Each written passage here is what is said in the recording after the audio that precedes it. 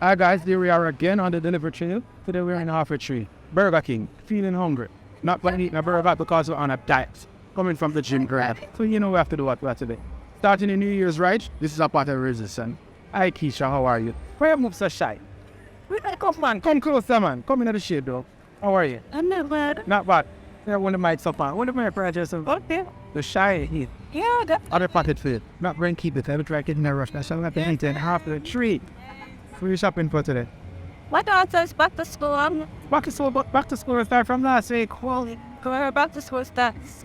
Oh, okay. All right. Any New Year's resolution? Yeah, but I don't want to tell them. You want to tell them? Well, I can tell them. My New Year's resolution, one of the main one is I start working out. After coming from the gym to get it. Forget back to sexy. What do you think? I should do it? Yes, definitely. I should definitely. That's what I want to do also. My resolution is something that I've been doing. You've been delaying. So I need to get active. Get with it.